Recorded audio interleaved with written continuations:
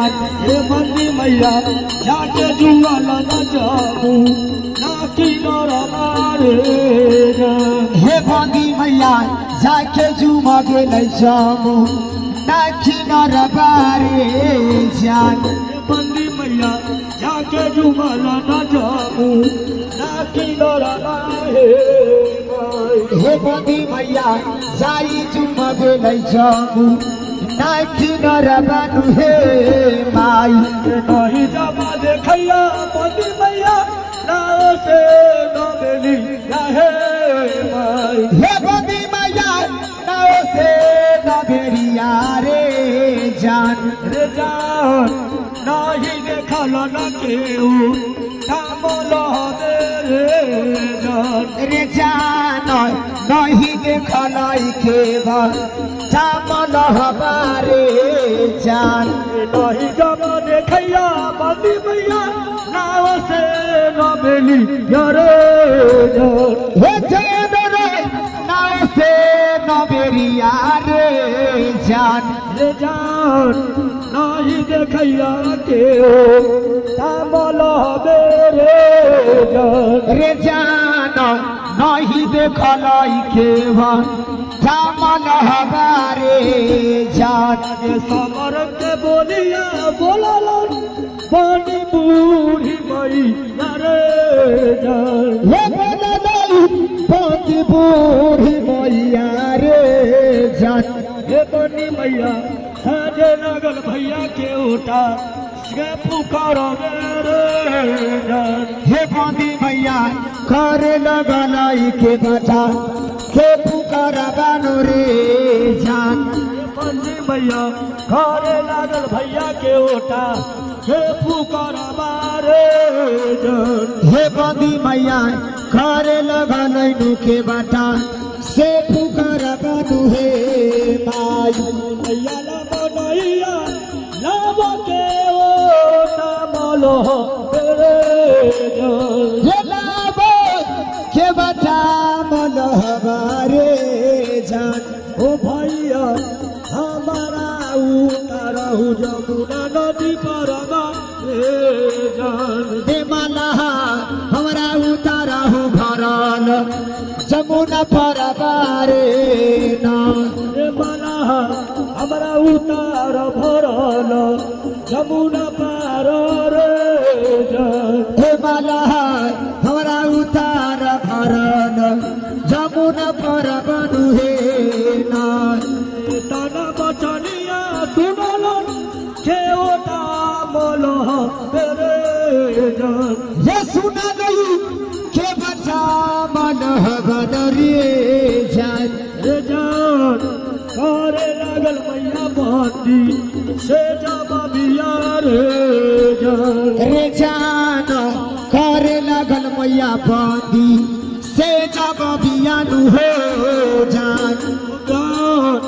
करे लागल मैया बंदी से जब बिया रे जान। रे जान करे लगल मैया बंदी से जब बिया रे जान।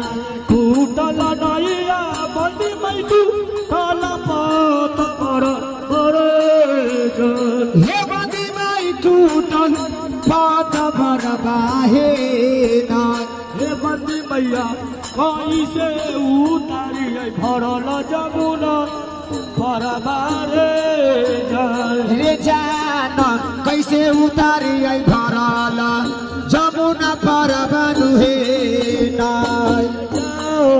कैसे उतारी भरल जमुना पार रे जान। रे जान कैसे उतारी भरल जमुना पर बनु रे जान। टूटल नैया बंदी बैठू काल कत पर रे जान। हे बंदी मैया फूटल कात बरबारे जान।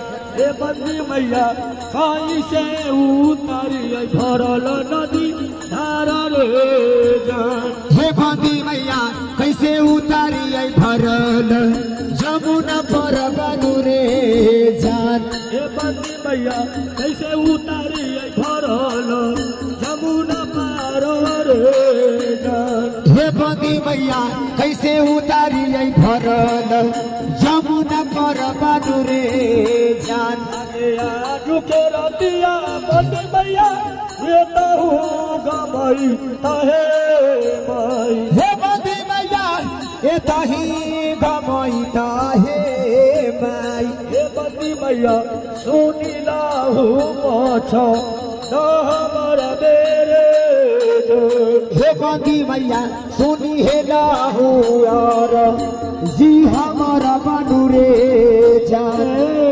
हमार माई बंदे कहता माई बहनी ए माई बंदी कहेला बहनी नहीं माई बंदी ना हाँ बंदी कहेला बहनी कहतरन आहा हा अपना ससुरा से रूस के अपना नैहर में भागल चले भागल जाला जाके जमुना किनार पर जब पहुँचला तब भाई केवटा के पुकार कैलन केवट मला के कहलन के हो भाई केवट मला आए ओ हमरा भरल जमुना नदी पार कर दर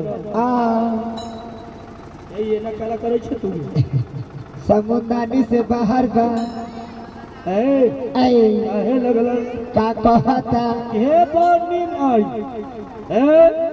हमार नाव फूटल है और पतवार फूटल है पतवार टूटल है आहा हा कैसे जमुना पार उतारिया कैसे पार उतरब कैसे आज के रतिया यही जब गमा लेता कान्हिए में गमालू कान्हिए में हो तो सुबेरे तोरा हम नदी जमुना पार कर देती फरहार कर देता अरे जमुना पार कर देती फरहार कर देता उहे पार कर देते तो कहल कखन आगे खाए लगी देवो बंदी मैया रोहुआ मछरी रे जान रे रोहुआ मछरिया रे